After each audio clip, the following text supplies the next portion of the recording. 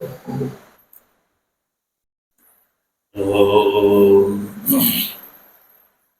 वसुदेव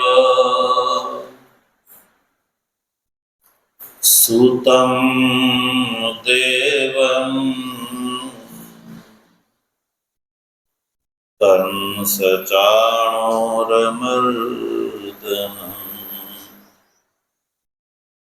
देवकी परमानन्दम्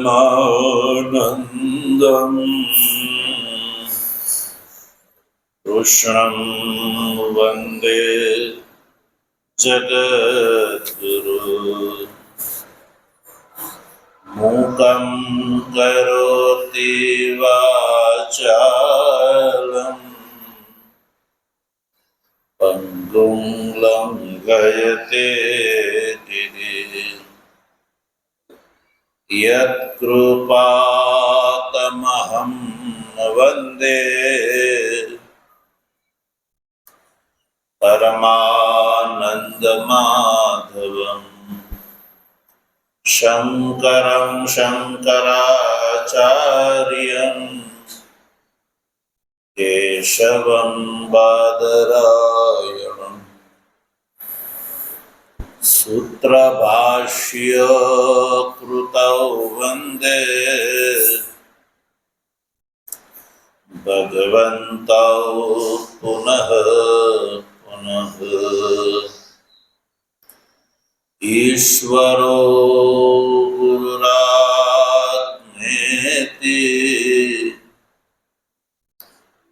मूर्तिभेद विभागिने व्योमवद्व्याप्तदेहाय दक्षिणामूर्तये नमः। ओम शांति शांति शांति।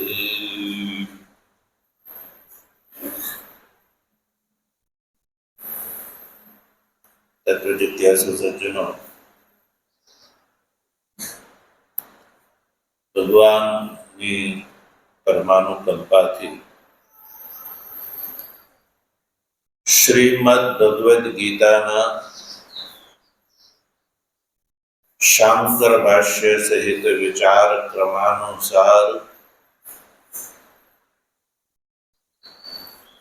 જ્ઞાન કર્મ સંન્યાસ યોગ નામક ચતુર્થ અધ્યાયના 18મા શ્લોકના ભાષ્યનો આપણે વિચાર કરી રહ્યા છીએ.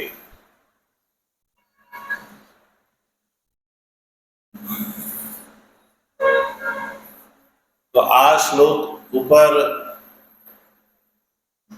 ભગવાન ભાષ્યકાર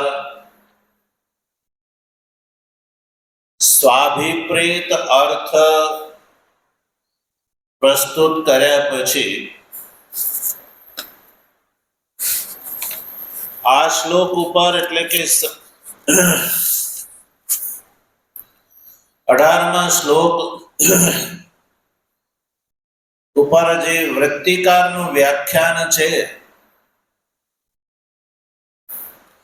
એને પ્રસ્તુત કરીને ભગવાન ભાષ્યકાર વૃત્તિકાર અભિપ્રેત જે વ્યાખ્યાન છે એનું ખંડન કરે છે.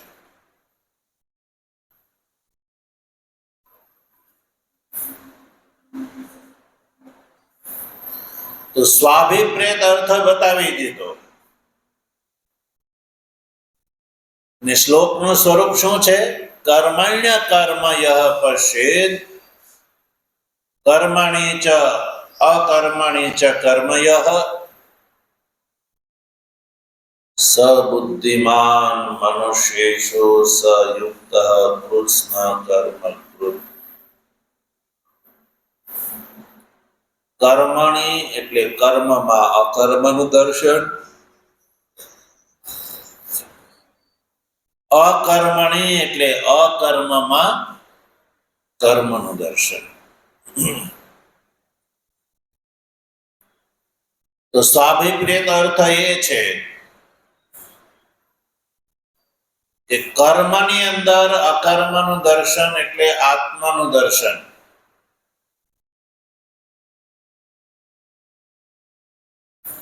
આ જે દેહાદી ચેષ્ટા છે, કર્મ છે, એ દેહનો છે, પણ એની અંદર જે આત્મા જે છે એ અકર્મ રૂપથી વિદ્યમાન, અધિષ્ઠાન રૂપથી વિદ્યમાન છે. એટલે એ કર્મની અંદર અકર્મનું દર્શન એટલે કે આત્માનું દર્શન. અને લોકો જેને અકર્મ કહે છે, ચૂપચાપ બેસવું, એ અકર્મ નહીં પણ કર્મ છે, કર્મનું દર્શન. તો ભગવાનના કયા પ્રમાણે સબુદ્ધિમાન એટલે કે આત્મ તત્વને જે જાણવા વાળો છે એ શું છે? બુદ્ધિમાન છે, એ યુક્ત છે, એ સંપૂર્ણ કર્મ કરી ચૂક્યો છે, હવે એને કંઈ કરવાનું બાકી રહેતું નથી. આત્મજ્ઞાન થયા પછી કાંઈ કરવાનું બાકી રહેતું. તો સ્વાભિપ્રેત અર્થ જે છે તો આવો છે. હવે ભગવાન ભાષ્યકારની પૂર્વે એક વૃત્તિકાર થયા, એમણે ગીતા, ઉપનિષદ અને બ્રહ્મસૂત્ર ઉપર વૃત્તિ લખી અને આજે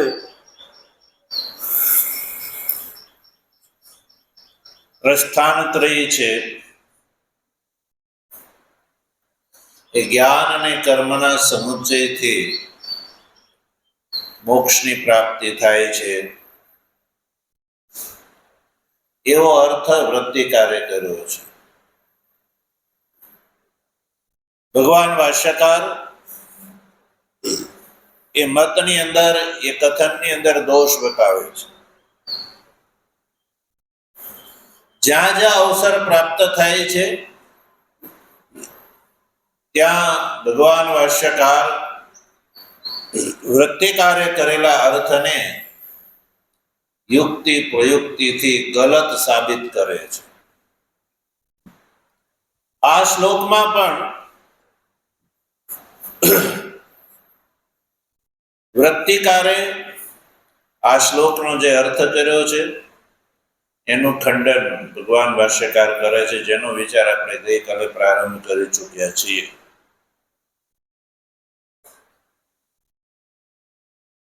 તો વૃત્તિકાર અભિપ્રેત અર્થ સજ્જનો એ છે આ શ્લોકનો. વૃત્તિકાર એવું કહે છે કે કર્મની અંદર અકર્મ દર્શન, કર્મ એટલે નિત્ય કર્મ. વૃત્તિકારના અભિપ્રાય અનુસાર સપ્તમ્યંત જે કર્મ શબ્દનો અર્થ છે નિત્ય કર્મ, અને નિત્ય કર્મનું અનુષ્ઠાન કરવાથી મીમાંસકો એવું કહે છે કે એનું કોઈ ફળ મળતું નથી. અને ફળ નથી મળતું એટલે એ કર્મ અકર્મ જેવું છે. કેવું છે? અકર્મ જેવું છે. જેમ કે કહ્યું હતું કે ગાય ભલે પિંડ ગાયનું ન હોય પણ દૂધ ન દેતી હોય તો એ ગાય અગાય છે. એવી રીતે નિત્ય કર્મ જે છે એનું કોઈ ફળ નથી, એટલે નિત્ય કર્મને અકર્મ સમાન જોવું. અને બીજી વાત, જે અકર્મની અંદર કર્મનું દર્શન, એટલે જે નિત્ય કર્મ જે છે અકર્મ છે, જો નિત્ય કર્મનું અનુષ્ઠાન કરવામાં ન આવે તો ન કરવો એવું છે અકર્મ. એટલે નહીં કરવાથી પ્રત્યવાય રૂપ દોષની પ્રાપ્તિ થાય છે. એટલે નિત્ય કર્મનું ન કરવું એ કર્મ છે, કારણ કે પ્રત્યવાય રૂપ ફળનો જનક હોવાથી એ કર્મ સદૃશ છે. આવો અર્થ વૃત્તિકારે કર્યો છે. ભગવાન ભાષ્યકારે કર્મની અંદર અકર્મનું દર્શન રૂપી જે વૃત્તિકાર અભિપ્રેત અર્થ છે એની અંદર દોષ બતાવ્યા અને એનું ખંડન કર્યું. આજે આપણે વૃત્તિકાર અભિપ્રેત જે અર્થ 18મા શ્લોકના પૂર્વાર્ધનું જે બીજું ચરણ અકર્મણિ ચ કર્મયઃ એ ચરણનો વૃત્તિકારે જે અર્થ કર્યો છે એનું ખંડન ભગવાન ભાષ્યકાર કરે છે. એ આજે ચર્ચા કરીશું. વૃત્તિકાર એવું કહે છે કે અકર્મણિ ચ કર્મ દર્શન, તો સપ્તમ્યંત જે અકર્મણી છે એનો અર્થ વૃત્તિકાર એવો કરે છે કે નિત્ય કર્મનું ન કરવું એ અકર્મ છે અને નિત્ય કર્મ નહીં કરવાથી પ્રત્યવાય રૂપ દોષની પ્રાપ્તિ થાય છે. એટલે એ અકર્મની અંદર એ કર્મ સદૃશ છે, એ કર્મ જ છે. પ્રત્યવાય દોષનો જનક હોવાથી અકર્મ જે છે એ કર્મ છે.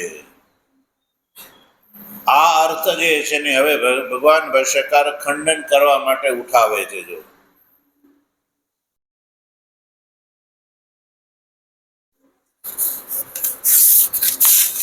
નથી છે, જો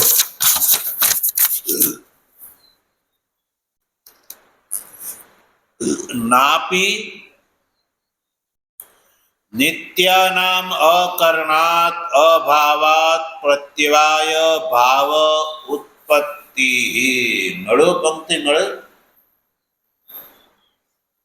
નાપી નિત્યાનામ અકરણાત अर्थात कि अभावात प्रत्यवाय रूप भाव उत्पत्ति ही. भाष्यकार कहे छे कि वृत्तिकारનું એ કથન ગલત છે કે નિત્ય કર્મનું અનુષ્ઠાન નહીં કરવાથી પ્રત્યવાય રૂપ દોષની ઉત્પત્તિ થાય છે. એ કથન પણ વૃત્તિકારનું ખોટું છે. કારણ કે નિત્યાનામ એટલે નિત્ય કર્મણા, નિત્ય કર્મો નહીં કરવાથી પ્રત્યવાય ની ઉત્પત્તિ જે છે એ સંભવ નથી. કારણ કે નિત્ય કર્મનું અકરણ એટલે અભાવ થયો. નિત્ય કર્મનું અકરણ એટલે અભાવ, અને એ અભાવથી પ્રત્યવાય રૂપ ભાવની ઉત્પત્તિ જે છે એ સંભવ નથી. અભાવથી ક્યાંય ભાવની ઉત્પત્તિ થતી નથી. એટલે વૃત્તિકારનો આ જે 18મા શ્લોકના પૂર્વાર્ધના બીજા ચરણનો જે અર્થ કર્યો છે એ પણ ગલત છે. કારણ કે ક્યાંય પણ અભાવથી ભાવની ઉત્પત્તિ સંભવતી નથી. એટલે નિત્ય કર્મનું અનુષ્ઠાન નહીં કરવાથી દોષ લાગે છે એવું જે વૃત્તિકારનો અર્થ છે એ ખોટો છે. અભાવથી ભાવની ઉત્પત્તિ નથી સંભવતી સજ્જન. અને આ વાત પૂર્વ મીમાંસકો પણ માને છે. નિત્ય કર્મ નહીં કરવાથી દોષની ઉત્પત્તિ થાય છે, પ્રત્યવાય લાગે છે. પછી એમ કે કરવાથી કોઈ લાભ નહીં, નિત્ય કર્મ કરવાથી કોઈ લાભ નહીં, અને નહીં કરવાથી દોષની ઉત્પત્તિ. એટલે દોષની ઉત્પત્તિ ન થાય એટલે નિત્ય કર્મ કરવાનું છે. આવો મીમાંસકોનો સિદ્ધાંત છે. અને એ સિદ્ધાંતને વૃત્તિકાર અહીંયા બતાવે છે. તો ભગવાન ભાષ્યકાર કહે છે કે નિત્ય કર્મનો નહીં કરવો જે છે એ અભાવ,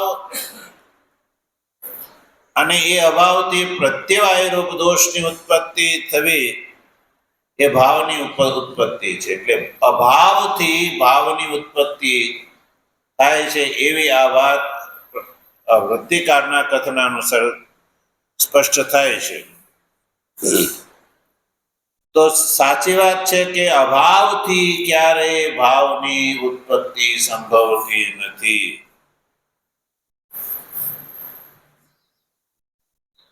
વૃત્તિકાર એમ કે કોઈ શેના આધારે તમે આ કહો છો અભાવથી ભાવની ઉત્પત્તિ નથી થતી? એ તો કે ભગવાન શ્રી કૃષ્ણએ જ કહ્યું છે. કોણે કહ્યું છે?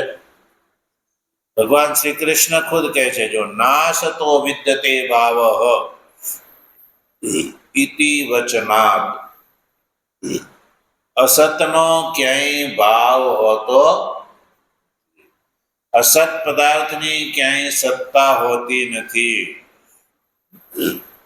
તો ભગવાનના આ કથનથી એ વાત નક્કી થાય છે કે અભાવની ક્યાંય સત્તા નથી હોતી. તો અભાવથી ભાવની ઉત્પત્તિ કેવી રીતે? નિત્ય કર્મનું અનુષ્ઠાન નહીં કરવાથી પ્રત્યવાય દોષની પ્રાપ્તિ કેવી રીતે?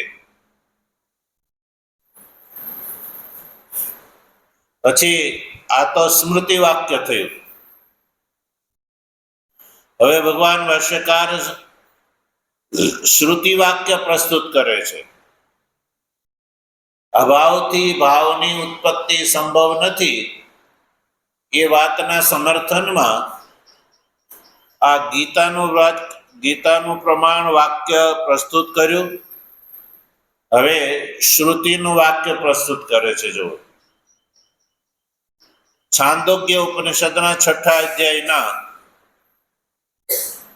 બીજા ખંડનો બીજી કંડિકા છે. કથમ અસતઃ સજ્જાયેત. કથમ અસતઃ સજ્જાયેત. આ વાક્ય જે શ્રુતિ છે એમાં એવું કહેવામાં આવ્યું કે અસતઃ કથમ સજ્જાયેત. અસતથી સતની ઉત્પત્તિ કેવી રીતે સંભવ છે? અર્થાત સંભવ નથી.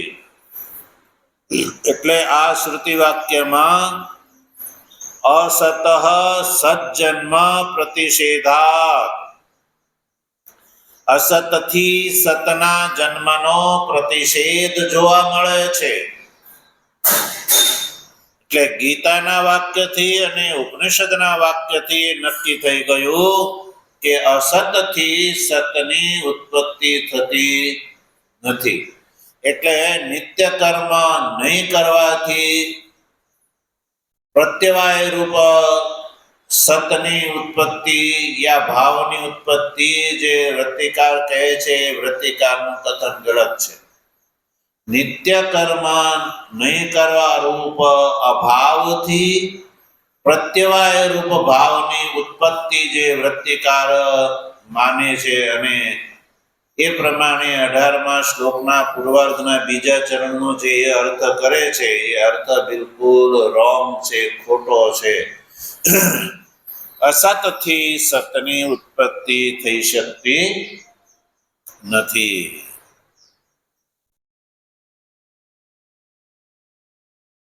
અસત જો આગળ શું કહે ભાષ્યકાર, અસત સદ ઉત્પત્તિમ બ્રુવતા અસદ એવ સદ ભવેત, સચ્ચ અપી અસદ ભવેત ઇતિ ઉક્તમ સ્યાત તચ્ચ અયુક્તમ. હવે જો અસતથી જે સતની ઉત્પત્તિ જે બતાવે છે, જેવું કહે છે કે અસતથી સતની ઉત્પત્તિ થાય છે એવું બોલવા વાળા જે છે, તો એને ખબર નથી કે આવું આપણે બોલીશું તો એનો અર્થ ગલત નીકળશે. એના કેવા પ્રમાણે શું થશે? અસદ એવ સદ ભવેત. અસત છે એ સત થઈ જશે. અસતથી સતની ઉત્પત્તિ જે કહે છે એના મતમાં અસદ જે છે એ સત થશે. તો પછી એના મનમાં અસત તો કઈ રહેશે જ નહીં. અસત જે છે શું થઈ જશે? સત થઈ જશે. અને જે સત છે એ અસત થઈ જશે, એવું એના કથનનો અભિપ્રાય જે છે પ્રગટ થવા લાગશે. અસત છે એ સત થઈ જશે અને સત છે એ અસત થવા લાગશે. એના કયા પ્રમાણે? તો એમ કે ના ભલે ને થાય, વાંધો નહીં. તો ભગવાન તો કહ્યું કે નહીં, તચ્ચ અયુક્તમ, એ અયુક્ત છે, અયોગ્ય છે. અસત ક્યારે સત ન થાય અને સત ક્યારે અસત ન થાય, એ વાત ભગવાન શ્રી કૃષ્ણ બીજા અધ્યાયમાં કહી ચુક્યા છે.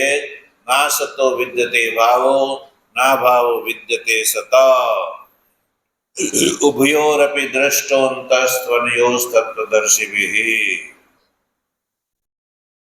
બીજી વાત, અયુક્ત તો છે જ, સર્વ પ્રમાણ વિરોધા, બધા જ પ્રમાણથી આ વિરુદ્ધ પડે છે.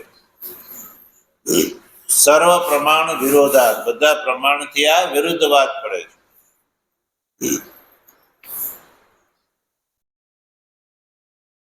સર્વ પ્રમાણ વિરોધા, બધા જ પ્રમાણની સામે આ વાત વિરુદ્ધ થઈ પડે છે. અહીંયા સર્વ શબ્દથી પ્રત્યક્ષાદિ ગ્રહણ કરવાનું છે. પ્રત્યક્ષાદિ સર્વ પ્રમાણ વિરોધા, પ્રત્યક્ષાદિ પ્રમાણથી ક્યાંય પણ એવો જોવા નથી મળતો કે સત જે છે એ અસત અને અસત છે એ સત માનવામાં આવે, એવું ક્યાંય જોવા મળતું નથી. એવું ક્યાંય દ્રષ્ટાંત નથી કે અસતથી સતની ઉત્પત્તિ અને સતથી અસતની ઉત્પત્તિ. અસત છે એ સત થતું હોય અને સત છે એ અસત થતું હોય, એવું કોઈ દ્રષ્ટાંત પ્રત્યક્ષાદિ પ્રમાણથી જોવા મળતું નથી. પ્રત્યક્ષાદિ સર્વ પ્રમાણની સાથે વિરોધ આવે છે. અસતથી સતની ઉત્પત્તિ થાય છે એવું ક્યાંય જોવા નથી મળતું. જો અસત છે શશશૃંગ, સસલાનું શિંગડું કેવું છે? અસત છે. એનો કોઈ પ્રત્યક્ષાદિ પ્રમાણથી સત્વ ક્યાંય જોવા મળતું નથી.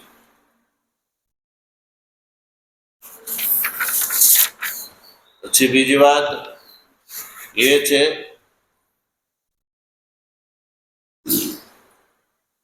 કે નચ નિષ્ફલમ વિદધ્યાત કર્મશાસ્ત્રમ. બીજી વાત એ છે સજ્જનો,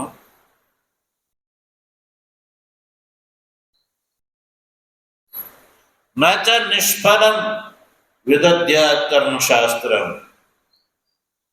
જો નિત્ય કર્મ નું કોઈ ફળ ન હોય તો નિત્ય કર્મ નિષ્ફળ થયું કહેવાય.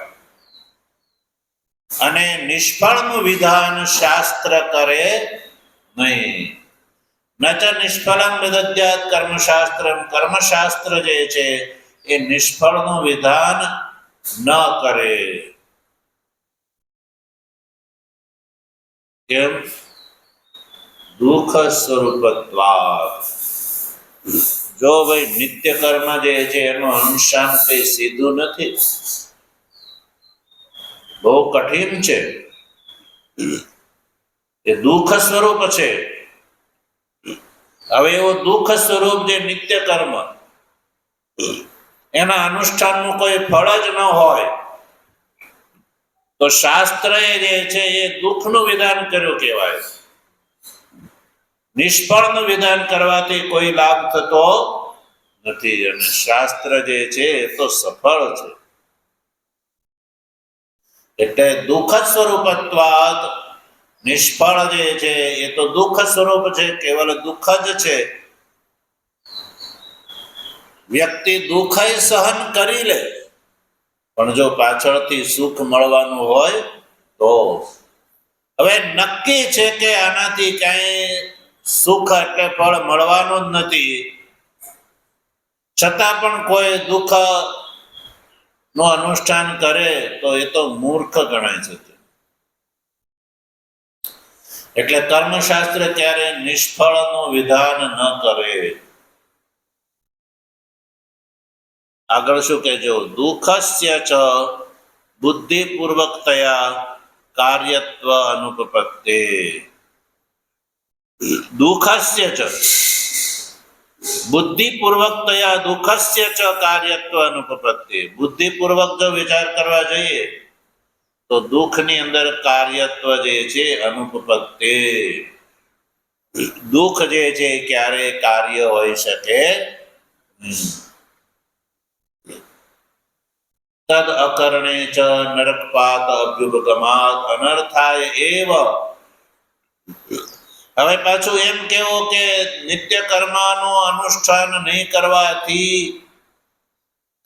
નરકપાત રૂપ જે પ્રત્યવાયનું જે કથન જે કહ્યું એ જો સ્વીકાર કરવામાં આવે તો એ તો અનર્થાય એવ. નિત્ય કર્મ નહીં કરવાથી નરકપાત થાય છે એ જે કહેવું એ પણ અનર્થાય એવ. એ અનર્થનું કારણ છે. એટલે ઉભયથાપી કરણે ચ અકરણે ચ શાસ્ત્રમ નિષ્ફલમ કલ્પિતમ સ્યાત. જો નિત્ય કર્મ અનુષ્ઠાન કરવાથી કોઈ ફળ નહીં અને નહીં અનુષ્ઠાન કરવાથી પ્રત્યવાય, તો બંને તરફ નિત્ય કર્મ જે છે કરવાથી પણ કોઈ લાભ નહીં અને નહીં કરવાથી પણ કોઈ લાભ નહીં. એટલે બંને તરફથી નિત્ય કર્મનું વિધાયક શાસ્ત્ર જે છે એ નિષ્ફળ સાબિત થશે. સજ્જનો, ઉભયથાપી કરણે નિત્ય કર્મ નું અનુષ્ઠાન કરવાથી કે છે કે કોઈ લાભ નથી થતો, અને અકરણે નહીં કરવાથી કોઈ લાભ નથી થતો અને નહીં કરવાથી દોષની પ્રાપ્તિ થાય છે. તો એ વૃત્તિકારની બંને વાત જે છે એ ગલત છે. કારણ કે એ રીતે તો શાસ્ત્રની અંદર નિષ્ફળ દોષ પ્રાપ્ત થાય છે. તો આવું નિત્ય કર્મનું વિધાયક શાસ્ત્ર જે છે એ નિષ્ફળ કર્મ જે છે એનું વિધાન કરવાથી શાસ્ત્ર પણ નિષ્ફળ સાબિત થશે. અને સ્વ અભ્યુપગમ વિરોધશ્ચ, સ્વ અભ્યુપગમ ની સાથે પણ વિરોધ આવશે. સ્વ અભ્યુપગમ શું છે?